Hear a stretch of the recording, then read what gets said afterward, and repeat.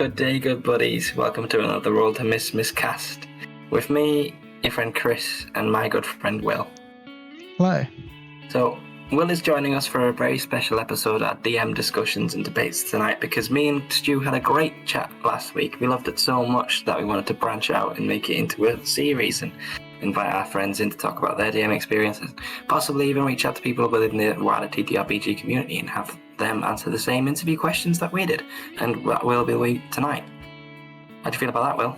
I feel great. Yeah. I edited the podcast, so it was fun hearing you and Stu talk about all those kind of things. And I'm looking forward to giving my own takes on everything. And I'm looking forward to hear them. I'm also going to very much try my best to not retread any old material and talk exactly about the same thing that we spoke about last time, but maybe we'll be a little bit crossover. But Might that's be a just bit of because overlap. Obviously we're going to have a conversation and we'll let the conversation go where it needs to go. But we have the same questions that we asked Stu and that we came up with together, so we're going to start with: how were you, Will, introduced to the world of TTRPGs? I originally found TTRPGs through I'd heard of D&D when I was growing up, as like most people have, and then it was kind of just before I think like the Stranger Things boom, but there was a YouTube channel that I watched called Outside Xbox, and they do basically gaming related content, and I watched them for a large part of like my early teens. They're still making good stuff today, but they did a series basically of like a Dungeons and Dragons series, and that was kind of my first real introduction, and I kind of watched it, and they were all very funny, and they had came up with fun characters, and this is really actually like right up my alley, very interesting stuff. So that kind of was like very interesting topic. Yes. They've now gone on, like they've done like many live shows, and they've done like more campaigns than I can remember. But yeah, they're very funny people, and it wasn't like a hardcore D&D. It was very much a kind of the first campaign was very much a beginner's guide, and then they got a lot more familiar as they went on. But it was good for just kind of like building a rudimentary understanding of just not only how the game worked, but also how fun it can be. They were being a bit silly with it, but I think that's often where a lot of the best fun in D&D can come from. Absolutely. So I was aware of it then, and then I think the rest of my family were also broadly aware of it. And so at one point we were just like, oh, okay, do we do a game? And so we had another friend, one of my dad's friends, who was the only one of us who knew any of the rules, and was the only one of us who knew how to DM. So he was like, okay, we'll do like a very baby's first game. We'll sit down, we'll all build characters together, and we'll make a little party. We'll do a little like a very short little campaign. It might have been. Is there a Minds of something? Lost Minds of Phandelver? That's the one. I think it might have been that one, but I could be entirely mistaken.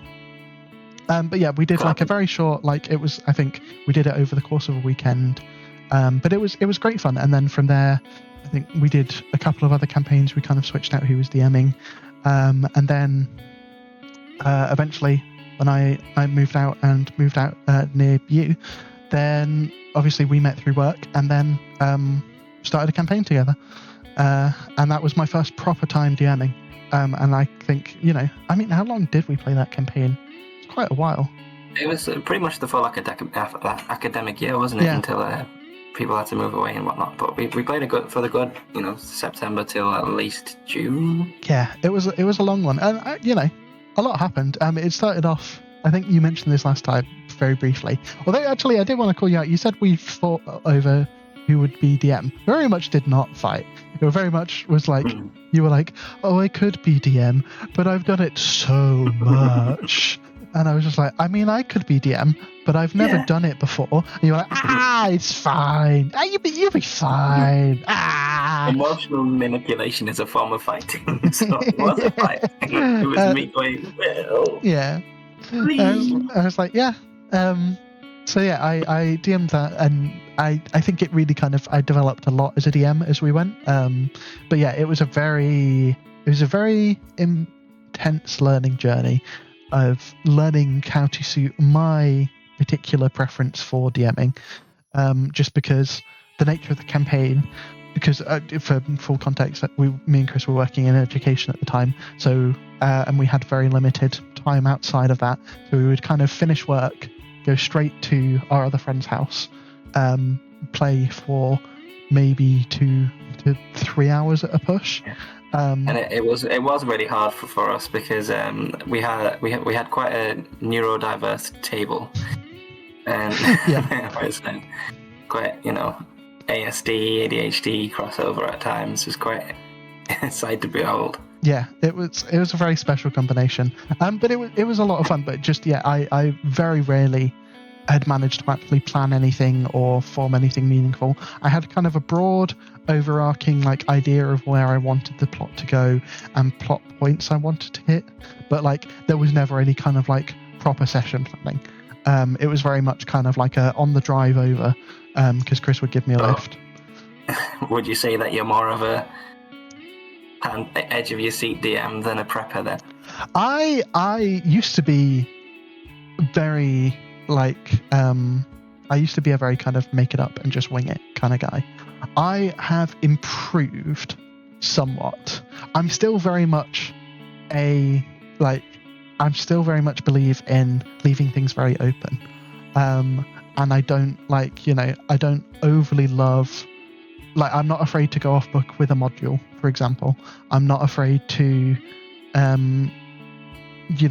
don't meticulously plan out, okay, this encounter will have these things. I do love kind of free-handing maps and environments.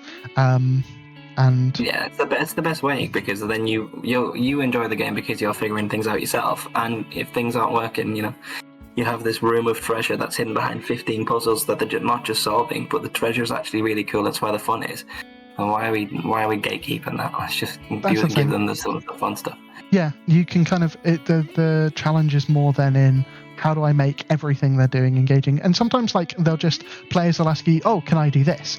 And if you're playing a module, you'll be like, I don't know. But when you're because it says on Article 15 that you have to fight 3 kobolds in a tracksuit here, so it's actually, if you read this paragraph here, it says the falling spikes are immune to a floating spell or some shit. Whereas I'm just yeah, why not? Or they'll come up with completely crazy ways that or things I'd never even considered that I can then I'm very good at kind of very spur of the moment kind of carrying on and rambling on a continuation of story. But I will say there were multiple occasions where I kind of after the fact was oh man, I could have made that a bit more interesting, or I've seen bits in other campaigns where people have clearly thought things through and they can do things that just have a lot more depth than if you're just completely winging it. We are our own worst critics, aren't we? So your players will have had a lovely time but wouldn't have even considered that you got to do anything else. They would have been really appreciative of the work that you did do and would never judge you on the work you didn't do. No, they're a bunch of bastards, mate. They're rotten bastards, a lot of them. They didn't appreciate me for nothing. Well, why are we still friends? You say that. There was a running joke that basically they were all waiting for one of our friend's cats to take over as DM instead of me. But that was only because the cat kept on climbing and sitting in your chair. We're yay, the good DM's here now. But yes, I kind of, so I used to be kind of basically more by just not having the time and effort and presence in what I'm doing on my day-to-day to be oh, I really do need to plan that to kind of, so I come up with these kind of broad overarching themes. But since then I've kind of, I'd say, become more of a prep believer. For my most recent campaign I ran, which was again another one back home when I was back home for summer, I ran a small kind of designed to be a 4 or 5 week mini campaign, and basically in terms of absolutely a full campaign. Yeah, in terms of, I'm not saying I didn't start preparing a week in advance. It was usually 3 or 4 a.m. the night before. I would kind of enter into this fever state, but I would draft up usually a page or 2 of A4 of basically what the plan was, what the kind of the overarching story for the session is. I treated them kind of and we'll probably get into this a little bit later more, but I very much treated it like episodes of a TV show. And I was okay, what does this episode contain? What are the things that are there, the options of them to explore. What are the things they can investigate? What are the clues that they're going to be given as to these kind of things? And I just had a much better idea of what was going on, but never making it like there was never any kind of, it was all freedom of choice. If the players had turned around and said, oh, we're going to fuck off over this way and ignore all of that, I would have still ran with it because, if that's what the players want to do, then I'm not going to force their hand. It's interesting that you think of it like a TV show, because in my head I always plan it like every scene like a play, and every scene is triggered by meeting a certain character, and then I have little storylines for that character set up, but that's pretty much as far as that prep a story or anything. But obviously we spoke about last time, so we won't go over there, but I think I have just mentioned my play style. It's sort of a character focused, player focused. My style is quite fast and loose and dependent on the table that I'm playing with and the circumstances I'm in, whether it's strangers or friends that I've been playing for ages, but I always, check in at them. So how would you describe your DM style? I would describe my DM style as player focused. I think the true beauty of D&D is the freedom and creativity it enables you that kind of no real other gaming experience can match. It is very much just a sandbox for you to play in, and much like a sandbox game like a Skyrim or a Fallout or even a Baldur's Gate, you can come across things and then you can interact with those things, or you can choose to say, no, I'll leave that alone and go and do something else. Or you can choose to approach them in weird and interesting ways. Or I'm just smiling because you've mentioned those things now, and I can put them in the description as hashtags, so thank you for that. We're talking about what other games do you really like the story of, Will? I really like the story of Joker question. Return to DM styles, please. Okay. Yes. So, DM styles. Yes. My DM style is very kind of player focused and very kind of, I want to embody that freedom. So I want to come up with cool, interesting, D&D stories still. But I want to make how the players choose to interact with them, up to them. And I also really try and emphasize player agency. So I do say, as a start, when I did this recent campaign, I sat everyone down in the session 0 and I said, I'm doing a kind of I'm very open to homebrew, I'm very open to creativity, I'm very open to kind of, what you like, realizing what you want as best as possible. But in order to do that, I forgot what my original point was. Fuck. While you're thinking of it, you just reminded me of we were doing a Christmas one-shot with Dave and Eleanor and my partner and some of our other friends. And I said, because it's a one-shot, go wild. What would you have always wanted to play and couldn't? So Dave played a bard, which was a sentient tree. It was a sentient Christmas tree. Nick played a normal modifier, so that was quite normal. But one of our friends played a turkey. So I homebrewed a turkey race. One of our friends played, my partner played a Pokemon trainer. So I literally invented a whole new class, the Tamer class, which had beast catching mechanics and stuff. So I'm also very player focused. And what do you guys want to do? Let's make it work, rather than we have to play by my rules. Otherwise, you can just leave my table. Yeah. That's the thing. Everyone coming into D&D, and I think I'm going to say this as an absolute, and I may be somewhat wrong in this, but I think everyone has something they're hoping to get out of it. So my goal is trying to just make sure they get the most out of it. So if what you come to D&D with, even with like class building, if you come to D&D with wanting to build a specific type of class that kind of fulfills a specific kind of power archetype, I would be I'd be more than happy to help you look into that, see what's available, or homebrew elements that are missing. But back to what I was originally trying to say, player agency. So I sat everyone down and said, because I do this fast and loose and kind of very open, broad style, I'm not going to be, I'm not going to be pointing things out and being like, oh, all of a sudden you notice a weird looking rock over there, or I'm not going to be hand holding much. I want to emphasize, if you want to find out something, you ask about it. If you want to say, oh, do I get a sense if this person's lying, or, oh, do I notice anything interesting about this character? I will throw hints and clues if you look for them, but you have to look for them.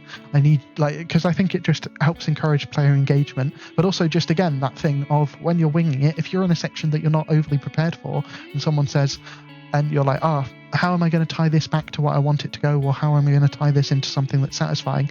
Players go, I'm going to check if there's I'm going to check for a secret door or something, and then you can go, they'll say things, and occasionally you can be like, okay, maybe there's not a secret door, but they trigger a trap that drops them into a secret vault that's then they have to, and then you can just kind of get the ball rolling. Absolutely.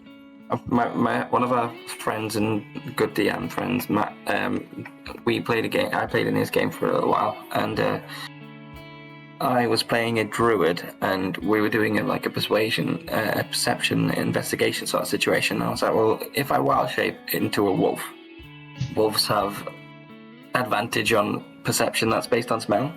So I'm going to go around sniffing everything until I find something, and then obviously that meant you have to think about what does the room smell like. And that's not really something you might think about sometimes. And that obviously goes into how much information you give, because obviously Chris Perkins, massive in the scene, he recommends just saying you're in a bar, and then the players have to think, okay, what's special about this bar? Is there a hot bartender? Is there, and then they have to ask you the question, and then that might trigger something like, oh yeah, the bartender is a Medusa, actually. You've just made me think of that. So I think you can get a lot of creativity from your players, and you can work those into your campaign and your story. The way I play is almost a collaborative effort. I'm trying to build this world to maximize, it's not just like this is a kind of, ridiculous power fantasy where they get to just walk around and curb stomp everything, because part of satisfaction and part of enjoying things is facing challenge and overcoming it, even insurmountable challenge. But I think that's, I think it's very important to accept that it's a collaboration. So you have to have them engage with you as much as you're all trying to engage with them. Absolutely. DM-based hot take, though. If someone comes to me before the session and says, I want to play an outright power fantasy and curb stomp everything, I would kind of let them solo a dungeon and feel like an absolute superhero, if that's what they say that they really want. I feel like I would try my very best to make it work. If they said that. Well, I mean, we played in a little campaign that was inside my own character's head because it was my birthday or something, or maybe it was Christmas. It was our Christmas special as a one-off. Our Christmas special was you got ridiculously high off some weird. Yeah, you got ridiculously high. Or were you ridiculously high, or were you in the afterlife and having your final? It's hard to say. Could have been either one. Could have been either. There was a lot of weird shit that happened in that campaign. Yeah. But yes, we did a one-off in the theatre of Chris's character's mind. So it reinvented all of the players' characters, but as Chris's character saw them. And there was a lot of hijinks. Since it was all male characters, there was a gender-flipped character with massive bazongas. Yes. I think the orc rogue got gender flipped with massive bazongas. Called Vichar. It was called She-Char, and she had massive bazongas. Yes. Because we keep it classy, classy. Do you have any hot takes? Yes.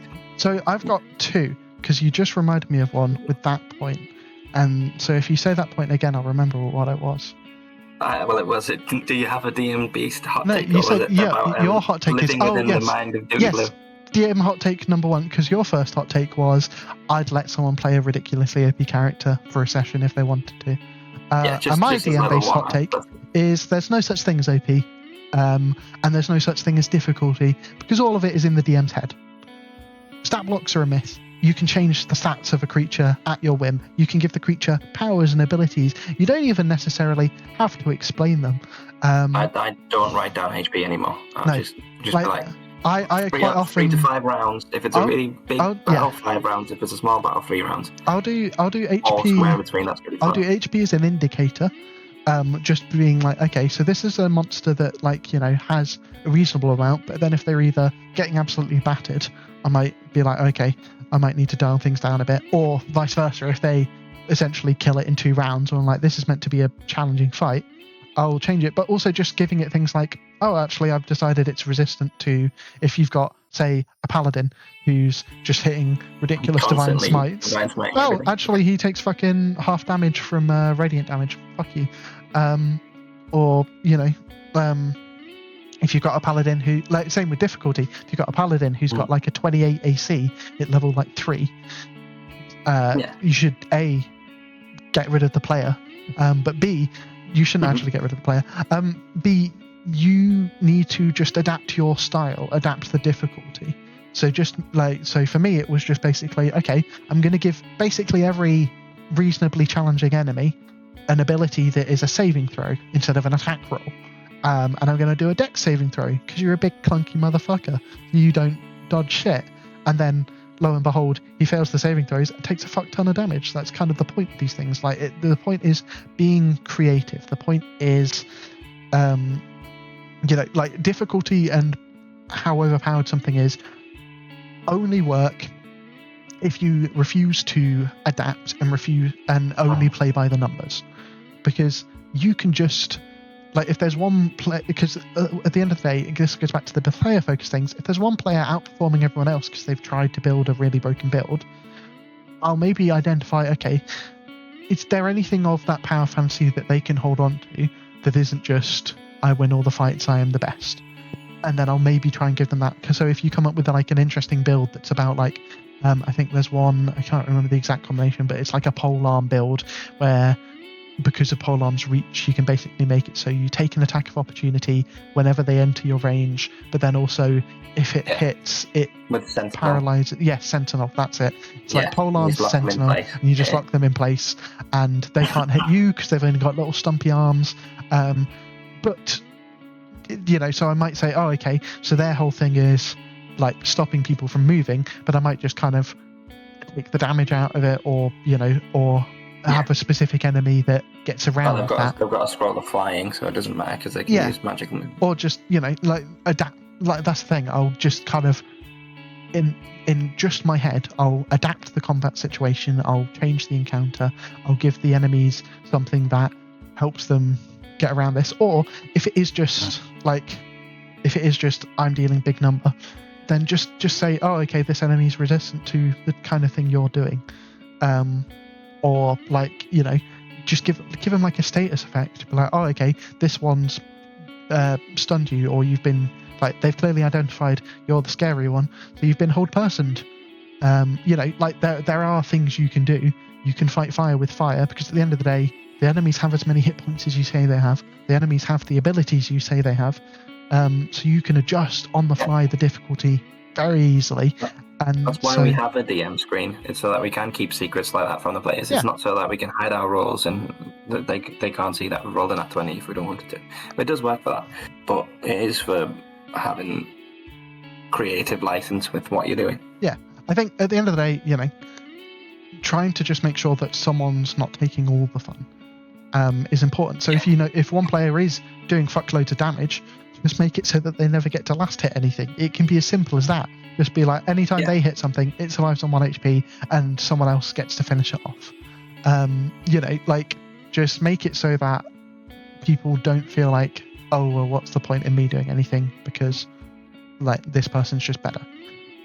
You know, you can always find ways to adapt. Some people do like allowing their friends to succeed, though. Like, when I play a game, most of my spells are just buffing my friends or healing them and stuff. Yeah, they don't get used like that, though. They get used on bits becoming invisible to be annoying to the DM. They exclusively get used for bits, and then it gets to combat, and you're like, oh, guys, I've got no spell slots. It gets to the point where you... but that's why I have bardic inspiration. It gets to the point where you use way too many concentration spells, and that you just use so many spell slots. The DM has to go out of their way to give you something that allows you to concentrate on spells more. A homebrew item of a ring of double concentration that basically makes it really hard to succeed a concentration saving throw, and escalatingly hard, but you can concentrate on 2 spells at once because you'd only ever use it for player focused adaptive. Exactly, that's the thing. That's the thing. You made it very clear That was what Those you are our wanted. DM Your philosophies, power aren't they? fantasy was, I want to cast invisibility and flight all the time, basically. So I gave you a special loot that could store spells, and I gave you a ring. And obviously this was in line with everyone kind of got a reasonably similar upgrade that fulfilled their power fantasy at the same time. But yeah, that's the thing. I found I could very easily identify what you were enjoying and what you were having fun with by the fact that you just kept fucking doing it. So it's like, okay, well, I'm not gonna people vote with their feet, Exactly. I'm not gonna. If that's how you're having fun in this campaign, I'm not gonna punish you for that, because I don't think you should be punished unless your fun is like actively negatively impacting the rest of the group, which this isn't. It's just being a bit silly, and we're all being a bit silly at times. And you're allowed to be a bit silly. Keeping it fun. Exactly. So I was like, okay, well then I'll make it so that this is better for you. But it's obviously, you have to balance things with advantages and disadvantages. Because, if he ever was invisible and flying, but got just struck by a magic missile that could detect him or some shit, because again, I make the rules, so I can just decide if things hit or not, then, his invisibility and flying disappear and he plummets to the ground, which... The creature has true sight. And there's a grounding spell in the area. That's the thing. There's so many ways. But yeah, as long as I'm it's trying to think. reasonable and your players won't be like, that's just ridiculous, I'm leaving the table. Then you definitely plummeted to your death at least twice, I'm pretty sure. Yeah, well, I mean, my character had one leg by the end, and He did. He had spent some time as a soul in a jar, so it was a whole thing. I had spent some time as a soul in a jar. That was good. And I think we both, one of our philosophies is obviously player focused, and we both like a villain that our characters have created for themselves. Yes. And you had a very interesting villain in our campaign that my character created for everyone else. Yes, well, it was a combination of all of your characters.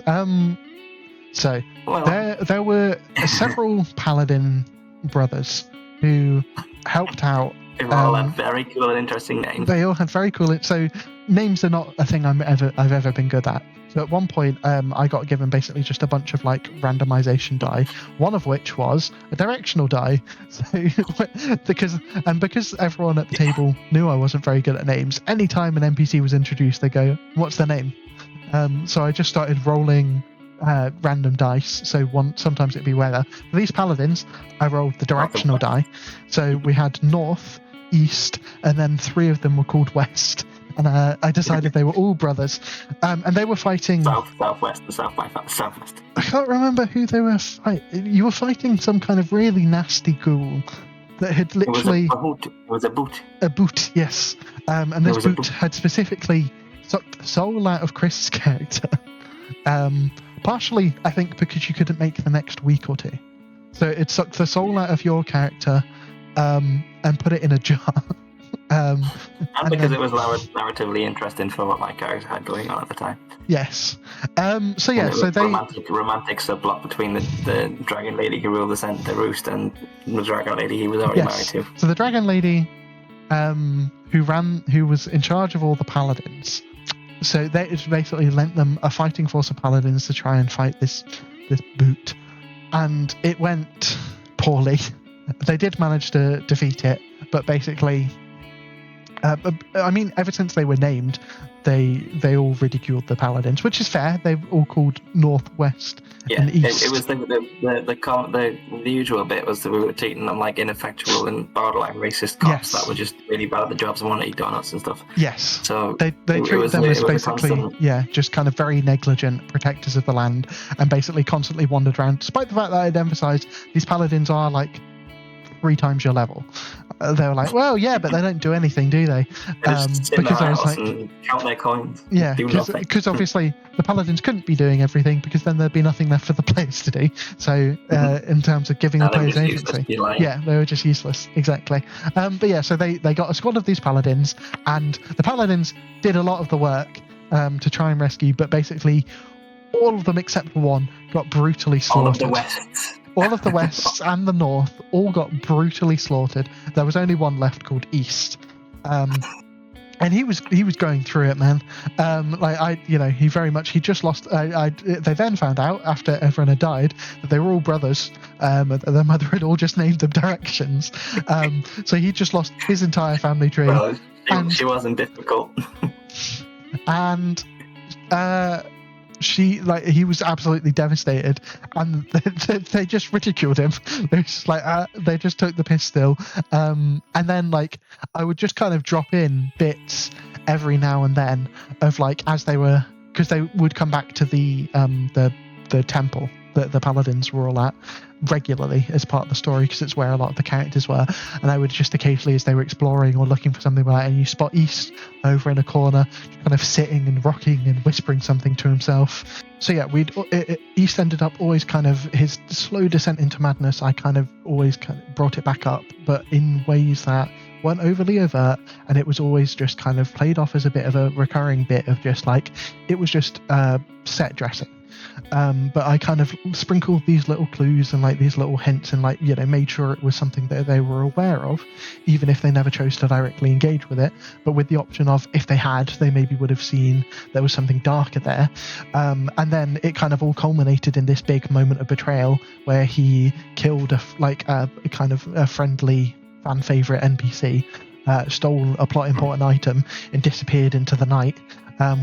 He left a scrawled message in blood, basically blaming the fact that he had to go, and him and his brothers had to save the party. So he blamed the party for his brothers' deaths and claiming revenge. So he became, I think, a vengeance paladin. And then it was valid. Yeah, it was entirely valid because they were all absolute pricks to him. But yeah, so he then became this vengeance. It was fun. So then the party set off to try and get revenge and get back what he'd stolen, and spent an entire evening basically setting various different traps to try and catch him out, to completely no effect. I think Chris's character arguing on the best way to go about it for a good 3 hours. Long. They spent so long being I've got caltrops, I'll place them in 10 centimeters spaced apart in a trail that kind of encircles the camp. I was yeah, sure, that's fine. Because in my head I was it doesn't really matter what they're going to do, because I know that for the story I'm just going to kind of I need East is going to have this moment, so I've slightly made him OP for dramatic effect, because again, when difficulty imbalance is something you play Classic railroady will. It's not, I wouldn't say it's railroady, but there was this moment that was going to happen, and almost the point was that your efforts were in vain. The point is that part of what I try and build in a world is this sense of you are free to do things, but there are things that are out of your ability. Just like in real life, you can't do everything. There are things that are too heavy or too big or too strong. So much like with this, there are enemies you can piss off that are too great for you to overcome, but again, I will come up with interesting ways for them to defeat you that aren't just and you're all dead and campaign over. But yeah, so East had this cool moment. He literally, I think Chris's character Dewey woke up with East's sword, just basically impaling him from the offset, because East had been paying attention to them and he knew them very well. So I'd basically built his character design to counter all of them. He took out the annoying spellcaster first, and then he basically was. He was right to do so. Otherwise, I would have flew 60 feet in the air. You could have gone invisible or flown, or you would have done something annoying, and that makes it harder. And because he's a paladin, his ranged options are limited. So it was just basically a case of disable this guy, disable him quick. I think I'd given him silence as well, so if he had tried to cast anything, it would have gone wrong. But it wasn't needed. But yeah, he showed up and just promptly handed your assets to you, which is a very satisfying moment. But considering you spent a large portion of time belittling this character, and I had to, as the DM, act quite earnestly as him. It was a beautiful moment of revenge. It was satisfying for me because it was a very chaotic bunch that would always try and push the limits of what they could get away with. So as a DM, I got to kind of just, enjoy beating the shit out of them a little bit. And, I like to think it was a cool story moment for them, because it's taken this character that was formerly just considered a recurring bit and turning it into something much more and deeper. And because they already engaged with the character, it mattered more than if it was just a random antagonist I brought in. Absolutely, we really enjoyed it. It was really cool how you built our actions into something meaningful and took our recurring bits and took it against us. That was really good. It was just objectively a really cool story moment, and I had absolutely no hard feelings about waking up with a sword in my chest because, to be honest, my guy deserved it. Yeah, he had it coming. If it wasn't East, someone else would have got him. But we had slept with his mum at one point as well, just to torture him. So it was definitely valid. Yeah, they were not good. They were not lawful good aligned players. I'll say that. But yeah, so that was a fun moment that I got to build, and it kind of speaks to all the tenets of creating player freedom, giving them the option to engage with content, and also trying to reinforce actions have consequences.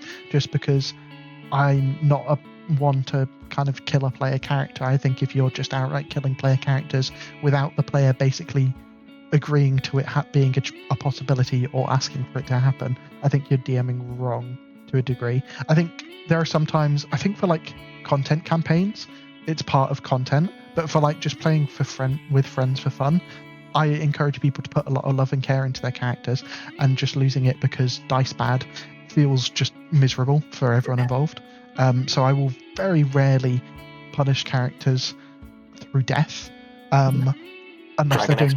Yeah, so I will usually save them, but I will quite often punish in ways that are more insidious and subtle, and that make things harder but more interesting. Absolutely. I feel like it's a good tenet, a good philosophy to have is fun, player-focused game. Player safety and agency is number one. Well, do you have a clearly defined DM philosophy? My personal DM philosophy is just about it's about player agency, and I'd say that the two core tenets are like player agency, player agency in the form of like player DM collaboration. I think because I do a lot of homebrew and I do a lot of non-planned world building. Games with family and friends. Yeah, and games with family and friends.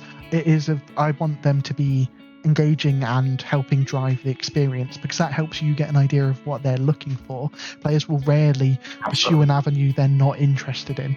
So if they're pursuing a specific avenue, you can kind of play into that more. So it lets you just kind of adapt. And the other thing is making it fun, like with the talking about overpowered stuff. I think it's very important to make it fun, and if someone else is having more fun than everyone else, or their fun makes everyone else have less fun, that's when you need to start tweaking things. But you do it behind the scenes in a way that's not directly saying, fuck you, you don't get to have fun anymore. But yeah, I think at the end of the day, D&D is a fun game. It should be fun. Your core goal should be to make sure everyone at the table, as DM, your core goal should be make sure everyone at the table is having fun. And fun isn't linear. Fun doesn't necessarily always mean their characters are experiencing nothing but positive things, because difficulty, strife, and challenge are all fun to overcome or find a way to deal with it. But it's finding that balance of like making things challenging and making things difficult, but not making it unfun. Absolutely. And like different groups respond differently. It's going to be different for every individual person. They're trying to work out what your players are seeking to get out of an experience, and tailoring the experience for that is a large part of, I think, becoming a good DM, and also why I like a more loose and flexible style of play. Yeah, definitely. And it was an interesting point you brought about your players won't pursue things they're not interested in. So if you had a DM who was very railroady and planned this thing to be a puzzle, and you had to fail 15 investigation checks to get on to the next thing, but you're a group of players who care more about smashy, stabby, not going to look around for loot and stuff because they've got everything they need, and they're not going to want to investigate things, then everyone's just going to be at a loss, aren't they? It's kind of like you playing Baldur's Gate. We're both quite anti-railroad. Do you have any particular reason for that? I have a personally very negative railroad-based experience. It was one of my very early D&D memories where I was the victim of basically being firmly railroaded by a DM, and it erased for me a lot of the fun of D&D, which is the creativity and the freedom and the kind of trying to roleplay your characters in just non-standard ways. Trying to think, well, what would my character do that isn't just like less about what your character wants and what you as a person want. Obviously, I want good things to be happening to my character, but characters are flawed, and playing them flawed and imperfect is so important to not just being like a very boring, generic, like Aragorn ripoff. Absolutely. But yeah, so not that Aragorn's boring, because Aragorn's boring, but because Aragorn has flaws. But so many people just want to play basically like perfect incarnations of whatever they want, and they don't kind of make. They either give themselves very kind of like fake flaws. They're like, oh, my character's like. My character's too strong, like an interview. Yeah. What's your weakness? It can be a little bit. Too many strengths. Oh, he's so strong, so it's hard for him to build meaningful relationships in his family life, and it's like, but that's not a real like. And but they quite often they'll give themselves these kind of flaws, but never like properly bring it into the role play. So it's just a non, like it's just a non-factor it's just in the game. Paper. Yeah, it's just words on paper instead of bringing that into the character and using that to make interesting character decisions or roleplay moments. But yeah, I'm going to go a little bit. So my one specific story that I have that just kind of really made me just staunchly against any kind of railroading is this was very early on. So it was one of my first experiences with D&D. It was when I just first started playing. I think I'd done a few sessions of like my at-home campaign. That was my first one. I was in college at the time, so this is UK college, which is like American high school. I was between the ages of like 16 to 18 essentially. And then so I was at college, and one of the people there, I had basically spoken about my D&D interest. One of the people there was like, "Oh, I play D&D at the local TTRPG thing." Which sounds awesome stuff. Yeah, which like and I was like, "Oh yeah, an opportunity to play more D&D, hell yeah!" Because as everyone knows, playing any kind of long-running campaign, the biggest challenge is just getting everyone in the same room together. Even when you live in the same house for the most part, it's still difficult to just get people to all find a time that they're happy to put aside. Especially like if you want to do a long campaign, you're looking at 8-hour sessions. It's a long ass time. So yeah, he invited me to play. It was only a short session. It was just like a little like mini module they were running. They'd already been running it with a group, but it's one of those always happy to have more players type things. He checked with his DM. The DM said, yeah, it's fine. Have him make a character that's at the same level. Bring him in. So me and him during a lunch made a character. It was a monk. I think I was only like level 2 because I really like monks stylistically. The problem with monks is you then have to play monks, and like playing monks is fine, but they just, I feel like, don't get as much power, especially at later levels. Past level 3, there's just no real kind of like fun aesthetic. I think a lot of classes get better at the thing that they can do, but also get new stuff to do. Like wizards can cast all sorts of spells, and monks just seem to get slightly better at what they can do, and then by like level 10 they're like, well, I can jump a bit far, and I'm like, yes, but I can plane shift. Yeah, they feel very bland, and like they don't get much mechanical depth or mechanical interest for the most part, especially if you're playing like open hand. They just like, oh, I can hit things so good, guys, I'm so good at hitting and stunning things, but they feel very flat. They feel like they don't properly achieve the power fantasy of the monk, and it just feels a bit shit. But then you're also like, I'm a monk, but I'm multi-classed into more levels of different classes than I am a monk, but I'm totally still a monk, guys. But I still do like, all this. Yeah, exactly. I have key points still, so I'm definitely a monk. And it's just like, it feels like monk is almost designed to have 3 levels put into it and then disregard and play a multi-class more than anything else. Hopefully we get to play a monk in the 2024 rules. Yeah, I have a 2024. It's much better. It and actually played it. Yes. But anyway, so yeah, I built a monk. Yeah, I built a monk. So I went to this game, and they'd already been like they already had an ongoing story. I was joining after the first few sessions. So I didn't get to play for the first I think half of the game essentially, which is like, it's not great, but it's kind of fine. Like I was like, you've got a story, you've got characters in the place. Yeah, I didn't overly mind it because I'm like, you have to introduce me into the story somehow. But yeah, so I was captured by, I think it was either demons or bandits or some kind of bad entity and they introduced me as the camp that they were attacking. I was just a prisoner there. Sounds cool. Sounds cool in theory. So the friend who had brought me was playing a ranger, and he was like, I know what I'll do. I'll shoot the cuffs off of him. But he rolled like a nat 1, so the DM was like, okay, that's going to hit him then. So I was like, okay, but I'm a monk. I can catch the projectile and then throw it back. So he's like, yeah, I mean, you can catch it and not throw it back. I was like, well, I tried to roleplay my character well. I was still quite early on, but I wanted to actually like think about what my character would do. I was like, well, as far as I'm concerned, basically what's happened is these guys have rocked up, and the first thing any of them have done is shot at me. And if I don't catch it, injure me. So I'm not going to assume they're friendly. Yeah, and it would be a reflex for a monk. Like, it would just, it was one of those. Isn't it? It's the whole thing is just go like that. I don't know. I don't know why I wouldn't throw it back as a monk, just because I'm like, because obviously metagaming, I know that these guys are friendly, but in character, I don't think I'd necessarily assume the people who have showed up and immediately shot me are friendly. So I threw it back. I rolled to throw it back, and the DM immediately was like, okay, well, you're going to have disadvantage then. And I'm like, okay, sure, whatever. You've got manacles. I can sort of understand that. Like, there are reasons. I didn't complain. I was like, okay, sure. But I rolled well. I managed to pass the checks to catch it, and then I got to the point of throwing it back, and I managed to hit throwing it back, and then I was rolling my damage for it, and then we got to the damage calculation. It was already my damage had been halved for one reason or another. So at the very end of the damage. There was an ill wind blowing in the area, so actually slew the missile down. But yeah, basically, we did.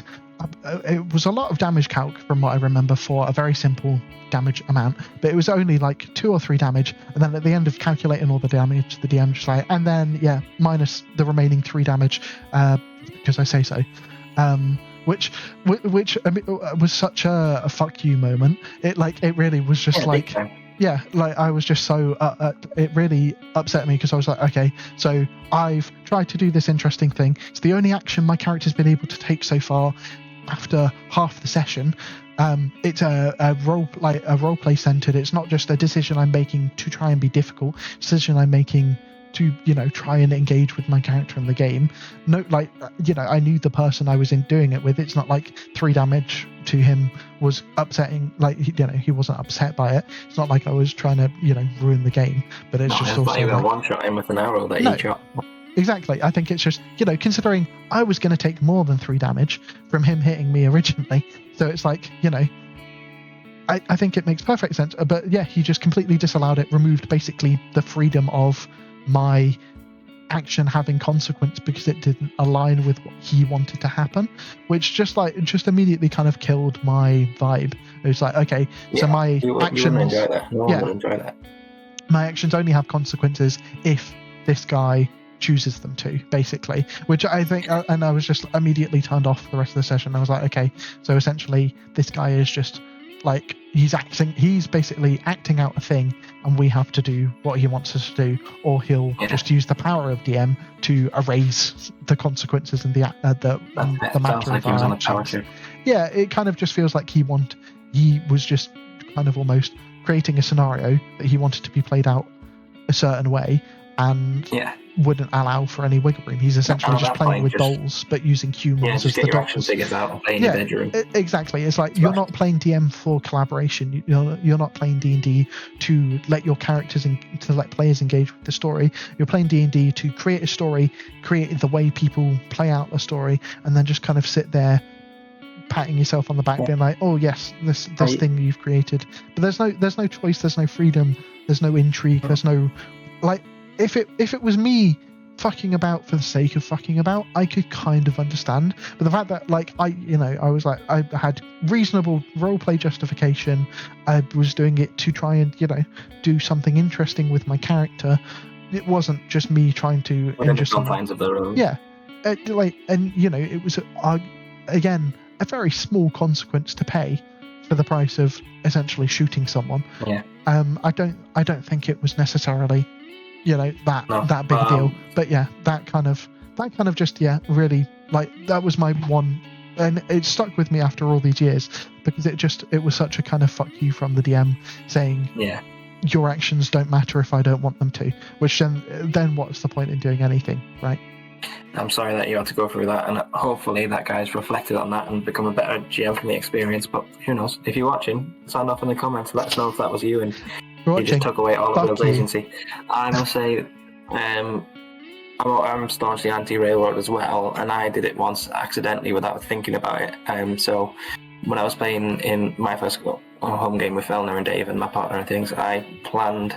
So my partner had missed the previous session, and I thought of a really cool way to get her involved in the session because they were in a dungeon, and it was like a goblin dungeon. So I was going to have her be, again, a prisoner. There's always a prisoner in the situation.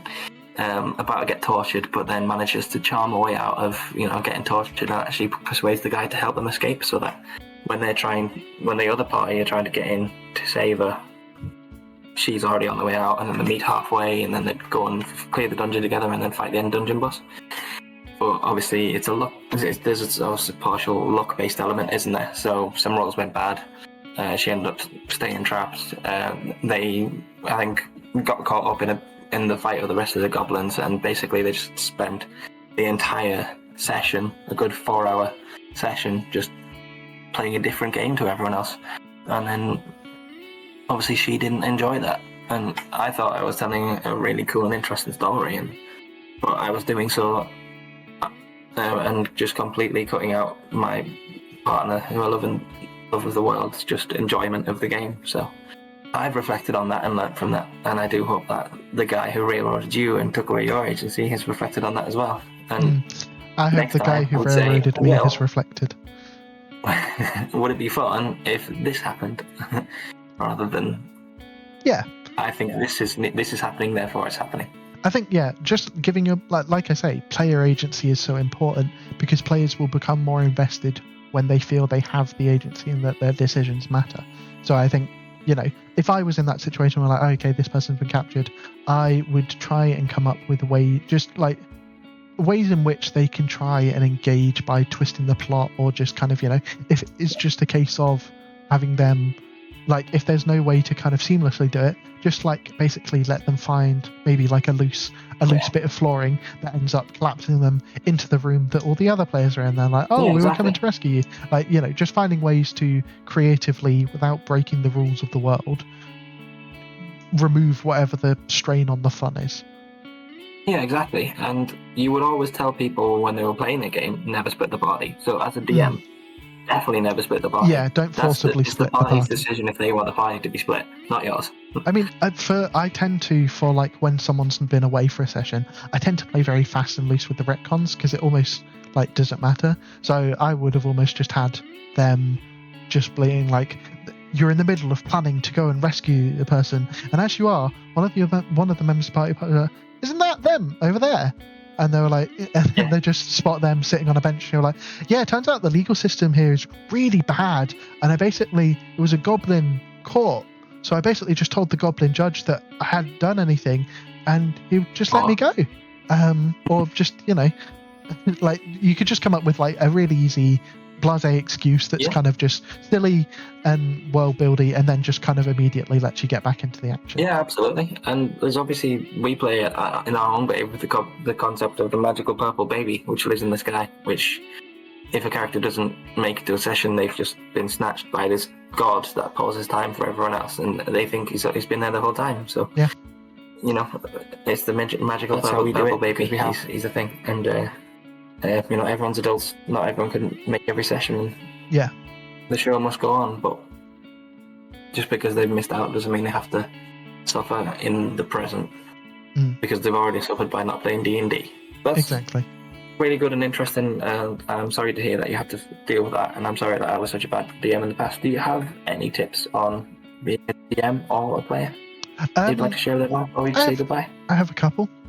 So I think my first and foremost tip, especially if you're a starting DM, write just a little list of names. Just have a little. I'm big on physical notes, but having a little notepad, and then just having a list of, go on a random fancy name generator and just write out 10 interesting enough names. And then if you use them, so you can say just put a little hyphen, and then just say this was the innkeeper of X town.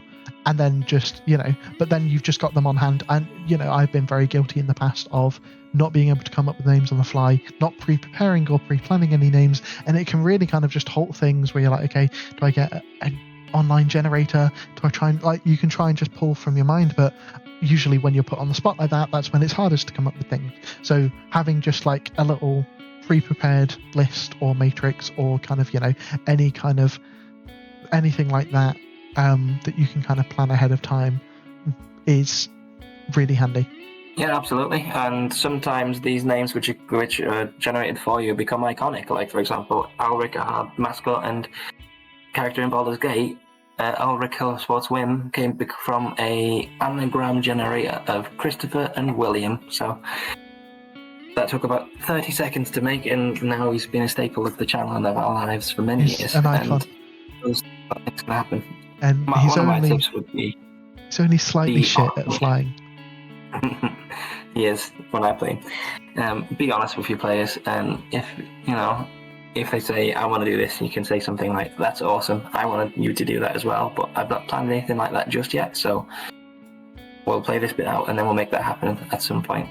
And you can also say, "I haven't planned that, so if you want to help me plan it, we can build something beautiful together." You can, change the way you phrase it to make it sound like a collaborative experience and not just, "I've not played that, so we can't do it."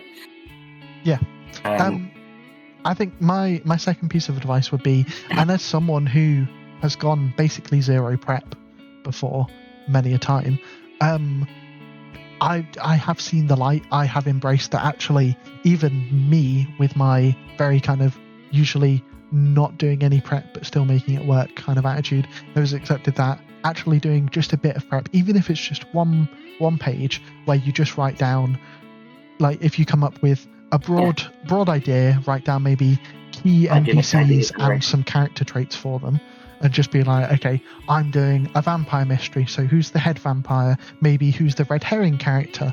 What are the traits that make them a red herring? Or what are the clues they can pick up on? Just giving yourself basically almost like a resource sheet to pull from, because you don't even have to stick with it. You can just, if one of the characters is, say, like a mysterious stranger that has like a secret knowledge of like a secret way into the temple, and then the players go in a completely different direction, but you're like, oh, okay, maybe I grab that mysterious stranger and I introduce him into this setting now in a different light. Maybe they're now in a criminal underground and this guy's selling like the something from the secret illegal dealings he was doing to get the secret entrance into the temple.